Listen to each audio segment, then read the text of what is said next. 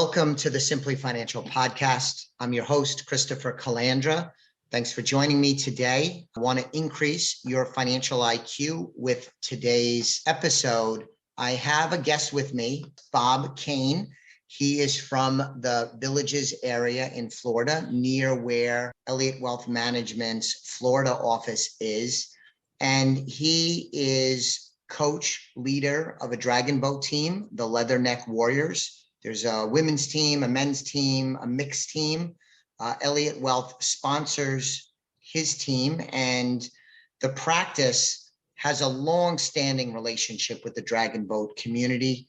Many of you that know me know that I acquired a practice from a retiring advisor several years ago. His name is Dean Nicholson, and he was an avid dragon boater and sponsored a number of teams, built up a nice clientele in the Dragonboat community, especially because he is one of theirs. And the tradition of Elliott Wealth supporting the community continues to this day. So Bob, hopefully that was a good introduction. Thanks for joining me today. Sure, it's a pleasure.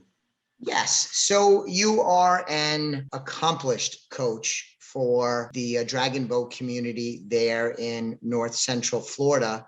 Can you talk a little bit about how you entered the sport as well as the current role you hold with the Dragonboat teams?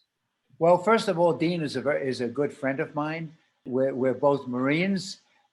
We started with the Leatherneck team here in the Villages about 13 years ago or so. We were kind of new to the sport.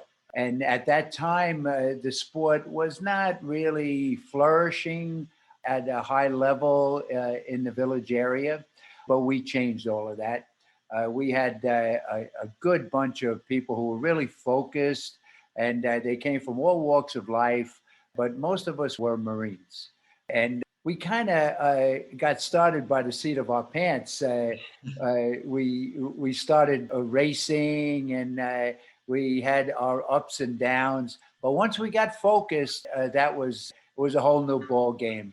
We won the national championship in 2010 in Chattanooga. It's the first and only national championship that was won by the Grandmasters Dragonboat Team here in the Villages. There was never one before, and there hasn't been one since. So we really put our mark on the sport. The sport, to give people an idea about the sport has individual clubs. In the United States, it's set up in regions. We are the Southeast region, SRDBA. That's our local administrative unit. And then we compete for the national championships, which is in 2 months here in Sarasota. And then we have the world championships, which the team championships. And then every other year we have what is similar to the Olympics. So each country has teams in various sections, under 23, the A division, the B division, the C division. And we wear USA on our chest. That's pretty cool. And we go all over the world. The Leathernecks, we broke ground here. We're very proud of what we accomplished when we first started. We traveled to Hong Kong, competed in the World Team Championships in Hong Kong. Later on, the next team championships was in Ravenna, Italy. And I was chosen by the Grandmasters Dragonboat Club here in the Villages to take on the coaching mantle of the team that was made up of a coalition of the Silver Dragons and augmented by many of the Leatherneck Warriors. And we traveled to Ravenna, Italy. And that was my first international coaching operation. Bob, when did you take up Dragonboat? Was it in that 2010 time frame, or were you participating in the sport prior to that? No, I started, I think about 13 years ago. Okay. And what has the sport taught you? I find at all ages, I have a 16-year-old in high school who plays athletics. It teaches you a lot about life.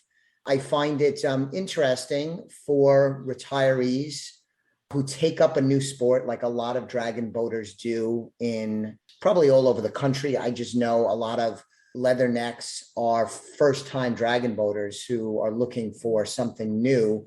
Can you tell us a little bit about what you've learned from the sport, especially having taken it up at I won't say an older age, but less than young age? Well, my focus once we started was to perform at a very high level. And that was kind of motivated by the Marines that started the team. So once we started we were in a C division, 60 and over. Okay. So to put it in perspective, I was 70 when I started. Impressive. So right now, since 2016, I developed the Sparta 70 team, which is 70 and over. And we've been fighting to get a spot in what we call the D division, 70 and over, which has not been established. So you might say, well, when we have the Worlds here in Sarasota, I requested that the Sparta 70 perform a demonstration run to show people about the D division. Okay. Athletes 70 and over. So that was not approved. So we took a back seat for that. And they were reluctant to recognize older athletes in the sport. I see. And because older athletes, remember that when we started, the C division was like the D division now. The C division was the oldest 60 and over, and many of us were at the top of that bracket. So my focus now is Sparta 70, and when I say in the villages, and especially in the village, we focus on the villages. We have about 140, 150,000 people here now. It's a lot of people. So we have a myriad of different sports that we compete on the national level. Softball, swimming, the volleyball. So you can pick and choose what you'd like to do in the villages. With dragon boating, it's unique. The majority of people, I think, focus on individual sports, golf, pickleball, softball. But with dragon boating, it's really unique. It's 20 paddlers, a steers person, and a drummer. 22 people on a war canoe that's 42 feet long. Yeah. So everybody has to operate in concert, and we mix men and women. And when you say these athletes are 70 and over, our Sparta 70 team ranges from 70 to 83. That's and so impressive. We just ran our first race. It was like a soft opening, if you will, in Sarasota this past weekend, and we ran 200 sprints, a 500, and then a 2,000. It was really it was unbelievable. But our next focus that we will make our entry into the actual D division will be in October 1st, and that will be the SRDBA championships. And there we'll race in an actual D division. So we're the only over 70 Dragonboat team in the United States as I know it. There could be more, and I sure hope there are. We'd like to compete against somebody in October. And the credit goes to Great White North. That's a vendor that runs these races, that brings the boats, and that's the business side of dragon boating. And they were the ones that actually bit the bullet and allowed us to race in our own division. So, Bob, as I said at the top of the show, been at the periphery involved in the dragon boat community, sponsoring your team and others along the way. And we already talked about as many people that join a team, begin dragon boating for the first time. They might have recently retired perhaps relocated to the Villages area not too long ago. Can you talk like sort of like a recruiting kind of thing? You're physically active. I suspect you've been that way for a long time, but not everybody that joins the team necessarily has a great history of activity. But what kind of impact does an active lifestyle like dragon boating, how does that impact the quality of life somebody would have in retirement? Can you talk a little bit about that? Because I think it's really a crucial piece of retirement success. Can you talk a little bit about that? Sure. My whole philosophy in coaching and the way I was brought up and the coaches I've had in the past and the people that I've been around, both on the workplace and in school, is positive mental attitude. Positive mental attitude is what carries you through life. So, especially in a position that we are in now, that so many of us are 60 or 55 and over in this Sure. area, as we get older, we have some baggage, which goes with life. So what I say is that everybody has a backpack. So when I recruit for dragon boating, I say, look, here's your backpack. You put all your problems and everything in that backpack. And you come down to practice 3 days a week, you leave it in the car. And for the 1 hour and a half that you're on that water, that's where your safe place is. So if you're recovering from cancer, if you're a caregiver, no matter what it is, if your children are in a position that you want to help them, or you're not up there to be around them and assist them all the time, that hour and a half is your safe place. That gets you so that you can get back on track. My whole life, I told my kids or my teams, you draw a line down the center of the page. You might go way left at sometimes, you might go right at sometimes, but you always get back to your median, get back to the center, and then you make decisions. So we have no problem recruiting for the Leatherneck Warriors or Sparta. We just went to a women's expo in the Brownwood Hotel. Yeah. And, I had some of the ladies there recruiting, and we had 43 people sign up.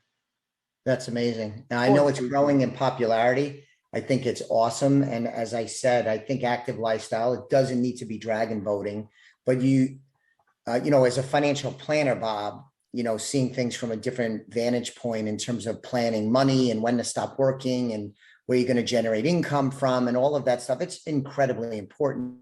Who retires though, even if they're financially well off and they have a great plan, it's only part of the overall puzzle to living a fulfilling, healthy, peaceful lifestyle. And part of it is what are you going to do with your time? You can't just retire and sit around in your Barker lounger watching reruns of some television show. You're not going to have, in my opinion, and from what I've observed working with lots and lots of people over my 30-year career, is you're not going to have the quality of life. So an outlet where you could be part of a team, physically challenge yourself, get the mental stress release of physical activity. I mean, there's just so many benefits that add to a fulfilling retirement. It's really wonderful. And I've seen it firsthand as I've worked with many dragon boaters over the last bunch of years. Does that make sense? Absolutely. And when we're all right around the same age bracket. Yes. So when we get together, even though we come from all walks of life, we have that center line on the page that I spoke about. And we all get back to that, how we grew up. When we grew up, I was I was fortunate to be in a family that I went to parochial schools. And when I was in elementary school, I had a savings book. We had a savings book, and we put change into that savings book. We put change into an account, and the bank, the savings bank in the areas, they supported that. Right.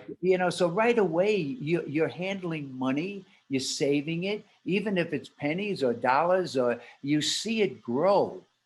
So that gives you a kind of a early idea to know what a dollar is worth.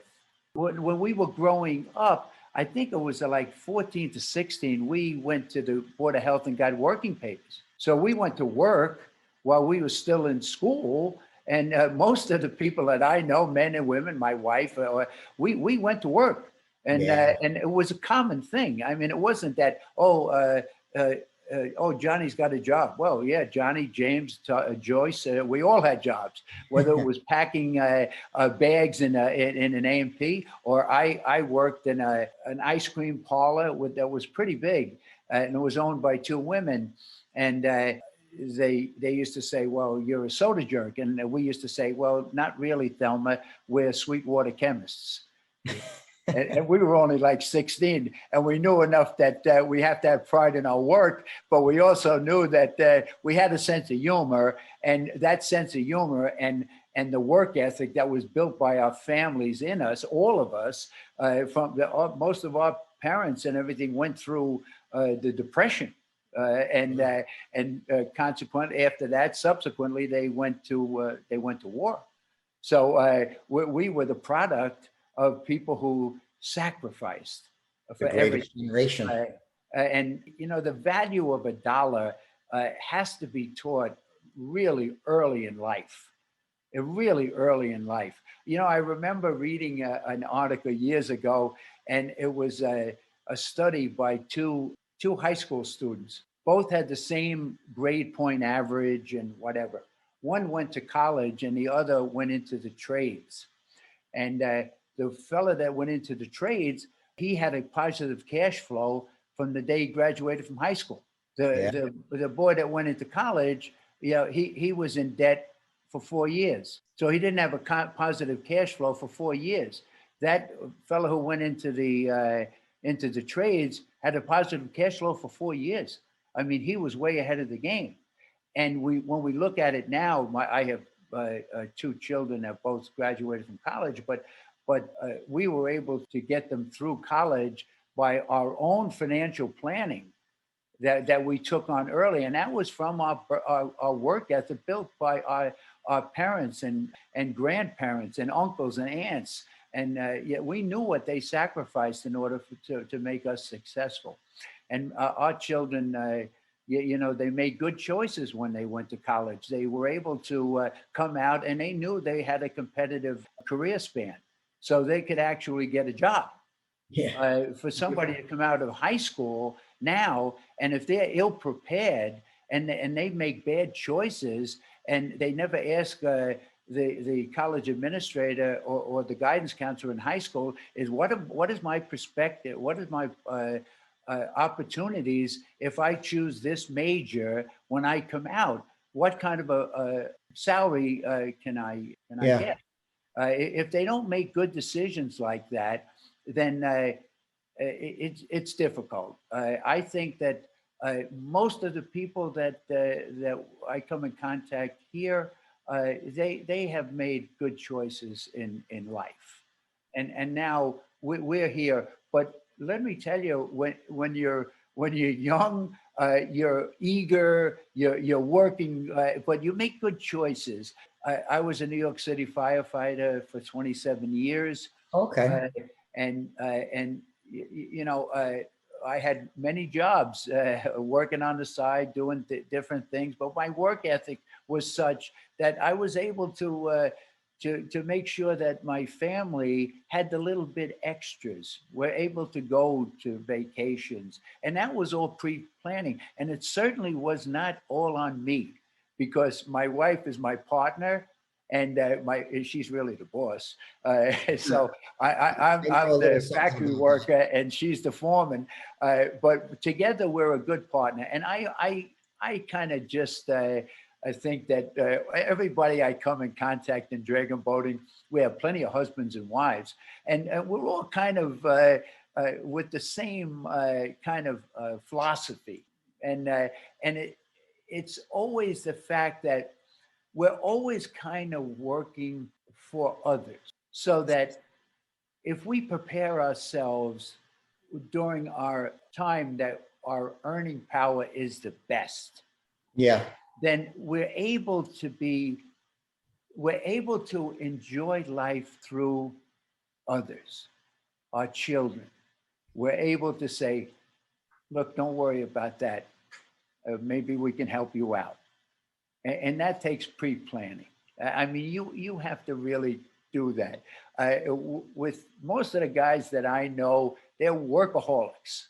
But their partners in life, their wives, they're the ones that are the movers and shakers. Say, okay, do this. Yeah, but we're going to do this or we're going to do that. Mm-hmm. And then all of a sudden, when we retire, we say, ooh, we're in pretty good shape.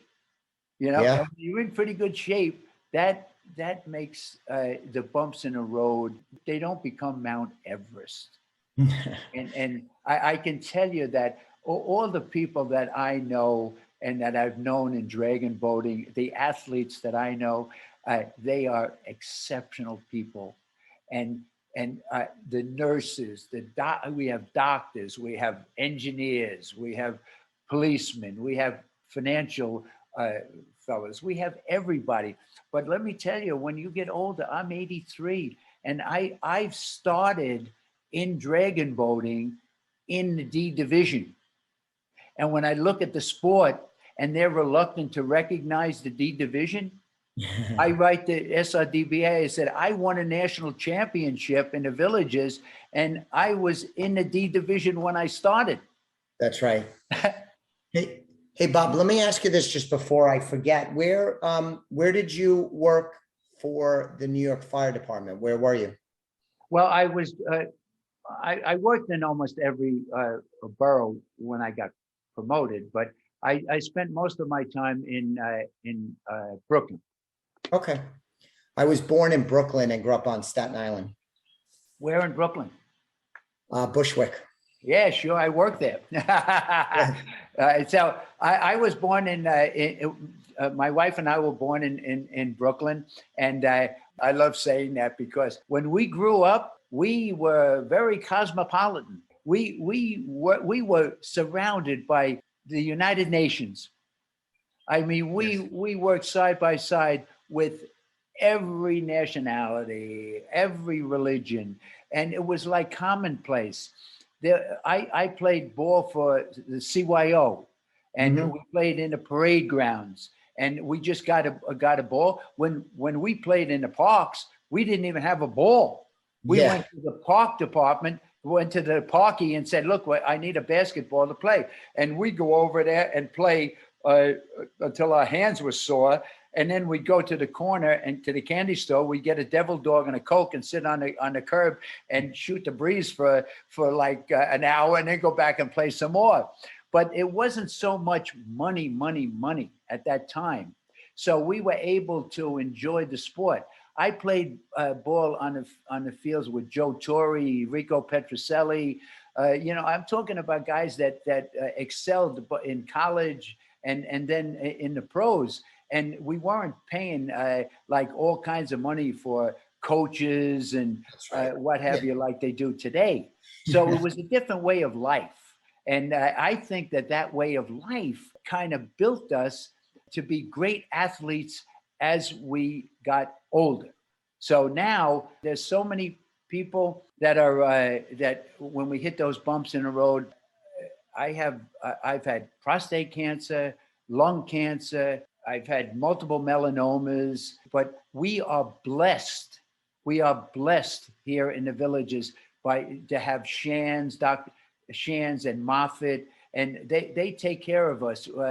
The Village Dermatology is another one of our sponsors, along with you. And when people sponsor our team, they realize that all our races are philanthropic. Yeah. So whatever race we go in, there could be 20 teams there, but there'll be one charity that they'll take center stage. That's right. So it costs us maybe $1,000 to put a team on the water, and that's what we do. We do it to draw attention to the charities that are around, and most of them are local-based charities, and you see the rewards of your hard work. And we love to work with kids. We do that all the time. And, we have breast cancer survivor boats. It's just a sport that's seniors. It's unbelievable. It is. So anybody's listening to this and they would want to find out more information about joining the team. They could be first-time Dragon boaters. They could be experienced athletes. Doesn't matter. How could they find out more information? You have a website, no? Yes, we have a website. It's Leatherneck Warrior Dragonboat Team.com or Sparta70 Dragonboat Team.com. Whenever I speak to people about dragon boating, they and I think a lot of sports in the villages as seniors have the same issue, and they say, "Oh, it's too much of a commitment." So I tell them there is no commitment, and they step back, and they say, "What do you mean?" And I said, "There is no commitment. We practice 3 days a week. We are the finest people on the face of the earth. We're older, and we are the best. And if you come down and you don't like our product, then you go home." I have never had anybody go home. These people are gifts. They're gifts to a coach. They're just absolutely wonderful. Well, what a great pitch. I'll make a pitch of my own, Bob. If anyone is listening and they're not familiar with Elliott Wealth Management and you'd like more information, love for you to check out our website, elliottwealth.com. And if you are a dragon boater or a wannabe dragon boater, you could sign up for a complimentary consultation if you wanted to talk to us about not so much your workout athletic exercise plan, but your financial planning. Complimentary consultation, talk to you about your goals, your objectives, how we might be able to help. So Bob, thanks for taking time. It was a great conversation. I'll be back with my listeners on the next episode of the Simply Financial podcast very soon. Thanks for listening today. The views expressed are not necessarily the opinion of SagePoint Financial Incorporated and should not be construed directly or indirectly as an offer to buy or sell any securities mentioned herein. Investing is subject to risks, including loss of principal invested. Past performance is not a guarantee of future results. No strategy can assure a profit nor protect against loss. Please note that individual situations can vary. Therefore, the information should be relied upon when coordinated with individual professional advice. Please note the information being provided is strictly as a courtesy. When you link to any of the websites provided here, you are leaving this website. We make no representation as to the completeness or accuracy of the information provided at these websites, nor is the company liable for any direct or indirect technical or system issues or any consequences arising out of your access to your use of third-party technologies, websites, information, and programs made available through this website. When you access one of these websites, you are leaving our website and assume total responsibility and risk for your use of the websites you are linking to. Securities and advisory services are offered through SagePoint Financial Incorporated, member FINRA SIPC. Insurance services offered through Elliott Wealth Management, LLC, not affiliated with SagePoint Financial.